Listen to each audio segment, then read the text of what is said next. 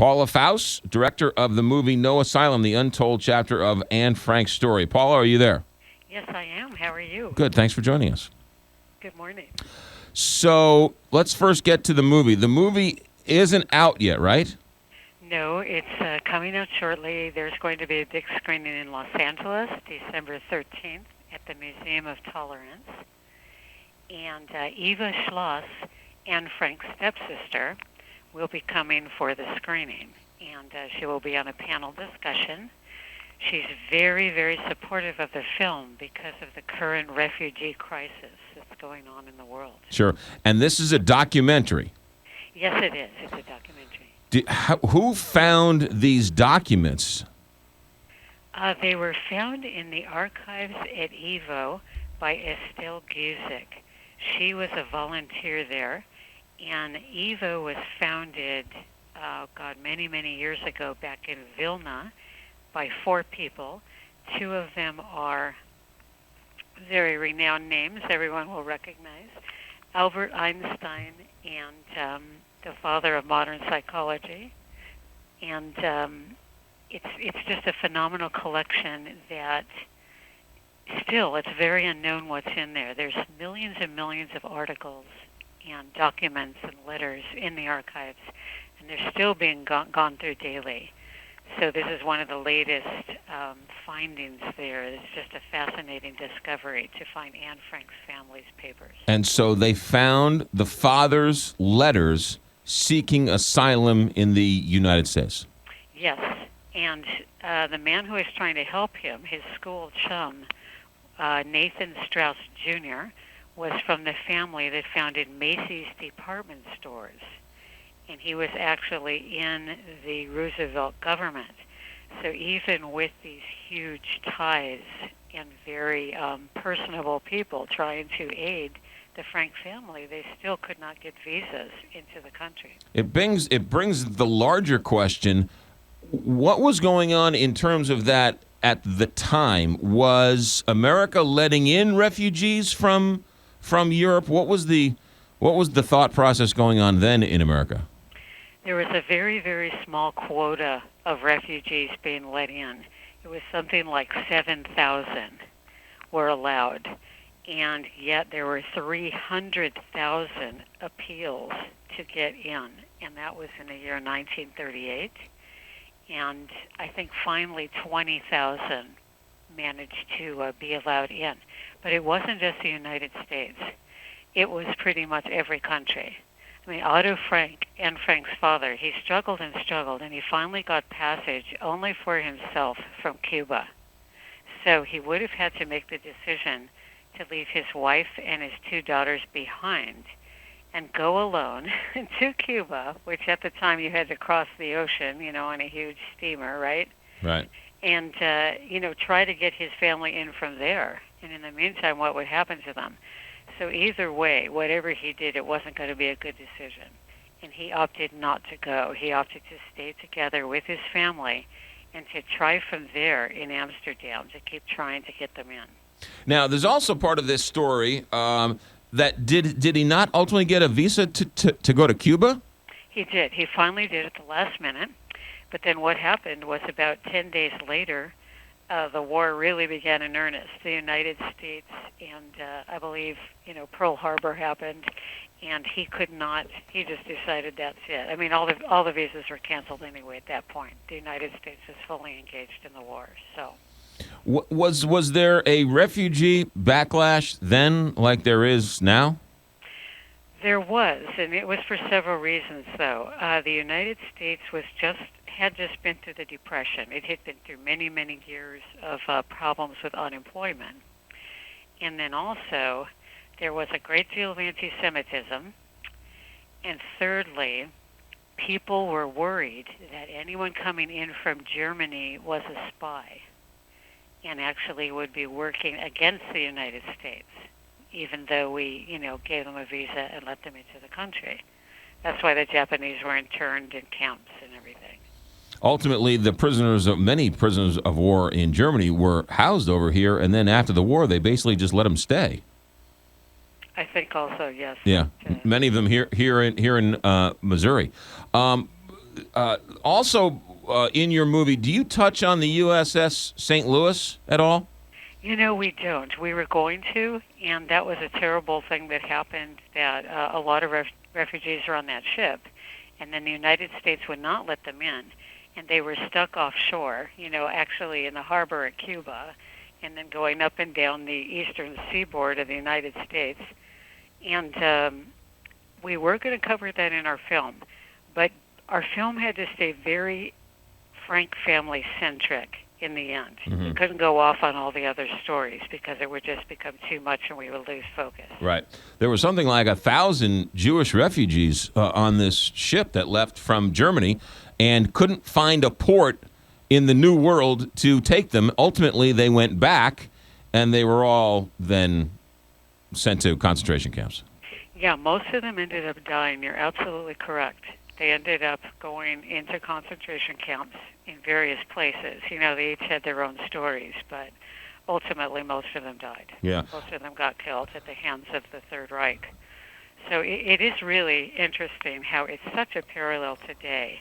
And when you think of someone like Anne Frank, some of the greatest historians are saying that if only that family had been helped, had received visas, she could still be alive today. Right.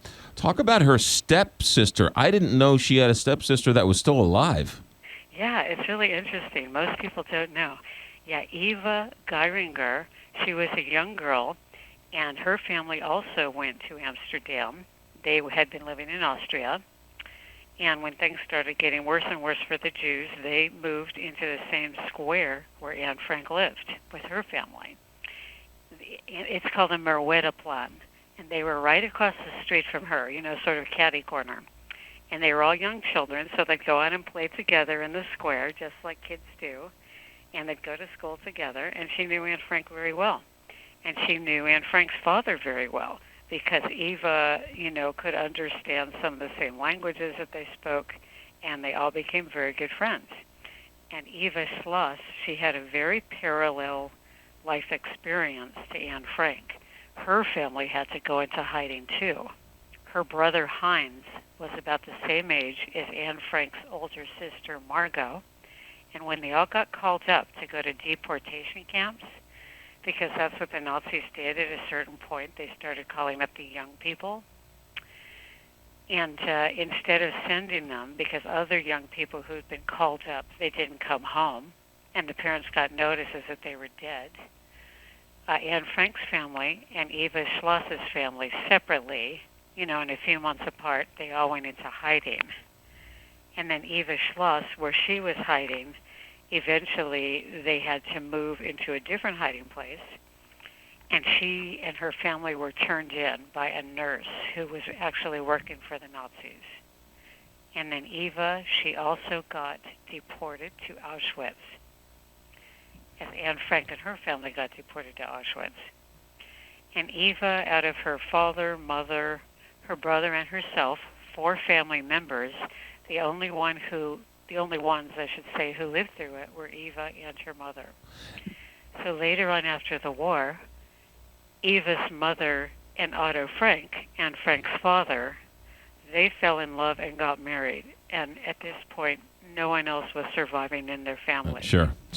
So, and I was just in Amsterdam this last summer and had a chance to, at least, I couldn't get in. I couldn't get tickets to Anne Frank's house, but walked by it and sort of heard some of the stories. And it's I would recommend anybody who ever has an opportunity to go and see it. But the story was retold to me that after the war, Otto goes back to the house to see if any of his daughters survived, and that's when he's handed the diary? He went back to Amsterdam, and Miep Gijs, who was one of the office workers, who went in and sort of, gathered everything up. Because when the Gestapo came to arrest the Frank family, they threw everything all over. They were kind of searching. Sure. Whatever wasn't worthwhile, they threw it to the ground. And Otto had like an attaché case, and he used to keep it next to his bed every night when he slept. And he even talks about this on film, and it's in our film, that Anne had him keep her diary locked in his attaché case next to him every night. And she made him promise to never look inside the diary, and he never did. And so when all of these things were scattered after the Gestapo took Anne Frank's family away, Meat Guys gathered everything together, and she kept it. And she was going to give it back to Anne when Anne came back to freedom, when she got out of the camps. But then Anne, of course, was killed. She died of typhus in Bergen Belsen. At the end of the war, right? I mean, it was only weeks or months before the end of the war, right? Exactly. It was right before the end of the war. It was very sad, yes. And the person who liberated Bergen Belsen, he's a great part of our film, Major Leonard Burney. He opened the gates and walked in there, and there were like 60,000 people in that camp. I mean, just phenomenal number of people, skeletons all over the ground, such suffering. It was just terrible. But the father then was given the diary from the attaché case where the diary was, and then he didn't publish it for years later, right? He sat on it for a long time. Yeah, he kept it, and it took him a long time to read it. He always spoke about how slowly he had to look at it. It was just tearing him apart inside. And at first, no one wanted to publish the diary. I mean, at first he didn't try, and then everyone around him who knew him kept saying, "Oh, no, this is an amazing story. Right. You ought to publish this. This is something everyone has to read and has to know about what happened to your daughter." And it was so phenomenally written. The way that she wrote for such a young person, right, just very, very unusual. And so he finally, worked really hard to get it published, and it finally became this massive hit. But at first, no one wanted to publish it at all. The movie is soon to be out, called No Asylum, the untold chapter of Anne Frank's story. Paula Faust is with us. Paula, when the movie comes out, documentaries are sort of, sometimes they're very easy to find, sometimes they're not so easy to find. What's the best place to go find this documentary when you finally release it? Well, we know, of course, it'll be on Amazon. That's for sure. Okay.